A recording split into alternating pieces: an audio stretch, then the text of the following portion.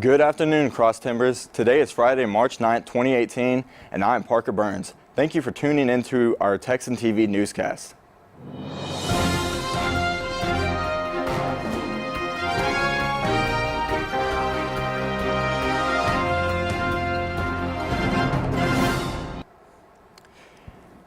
Today in campus news, students get ready to begin their spring break. Let's look at a few plans for this year's week away from Tarleton.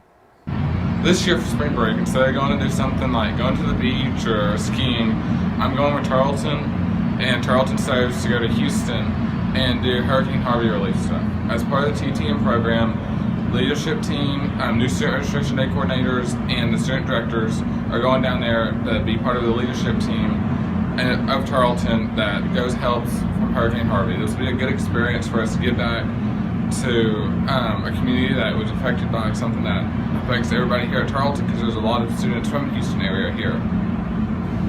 So for spring break, I'm going to Oklahoma Turner Falls, and then the second day I'm going to the Dallas Museum of Art. Third day I'm going to the Dallas World Aquarium, and then for the fourth day I'm going to Dinosaur Valley in Glen Rose, Texas. So, what are you doing for spring break? Going to Padre Island, gonna turn up. Alright, so what are your plans for spring break?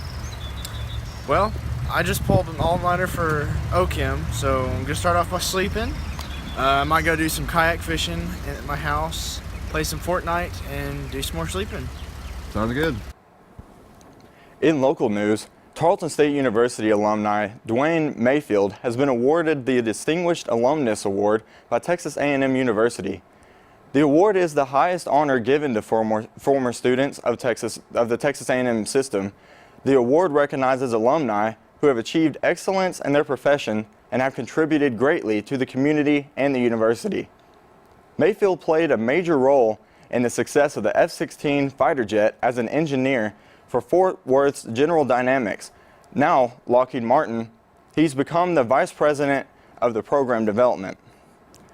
Mayfield has served on several boards for Tarleton University. He's a member of the Dean's Circle for the College of Science and Technology, and he and his wife Linda have even established an endowed scholarship at Tarleton for engineering students. In state news, the Texas Tribune reports that Democrats came out in early voting, and more than 370,000 Democrats had voted before Election Day. At the same time, only 283,000 Republicans have voted. As voting went on, Republicans edged Democrats out and kept Texas a red state. Lieutenant Governor Dan Patrick said that we had been hearing that a blue wave was coming to Texas, but after votes were counted, the blue wave never made landfall. In national news, in minutes after a gunman opened fire in a Florida high school, killing 17, frantic students and parents began flooding 911 with calls. A deputy on the Marjorie Stoneman Douglas High School campus first thought the loud bangs were firecrackers, but quickly realized they were gunshots, yet he never ran toward them. Other responding deputies and police officers desperately tried to sort through a chaotic scene, treat the injured, lock down the school, and locate the shooter. The sheriff released a written timeline laying out how the radio calls correlated with what was seen on unreleased school security videos. Investigators say videos show suspect Nicholas Cruz opening fire with an AR-15 assault rifle 15 seconds after he entered the school's freshman building and firing periodically over the next 6 minutes. The first 911 call comes in 68 seconds after Cruz opens fire. The first responding deputies arrived 2 minutes after that. In international news, North Korean dictator Kim Jong-un and President Donald Trump plan to meet in May for nuclear disarmament talks, a whiplash development that could put the two leaders who've repeatedly insulted, threatened, and dismissed each other in the same room, possibly in the North Korean capital of Pyongyang.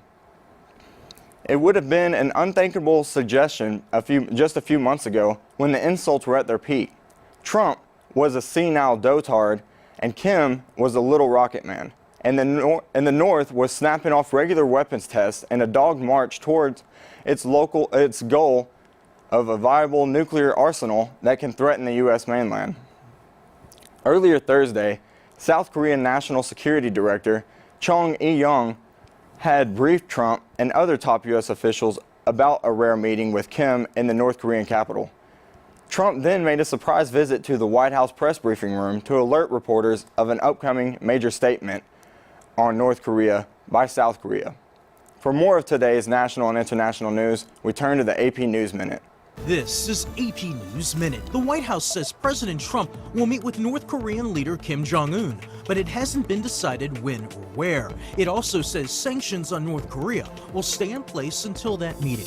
President Trump also ordered steep new tariffs on imported steel and aluminum to take effect in 2 weeks. The president says Canada and Mexico are exempt from the tariffs, while possible changes are negotiated to the North American Free Trade Agreement.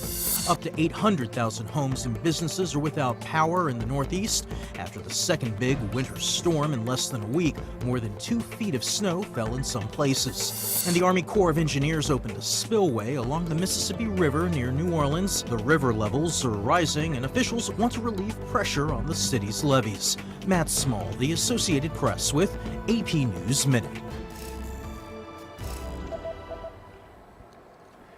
In sports news, Tarleton is back in the national playoffs after the Texans were named the number 8 seed in the NCAA South Central Regional Tournament Sunday night.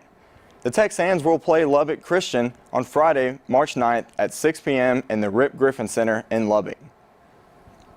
The National Weather Service reports that Stephenville has a high of 74 today and a low of 58.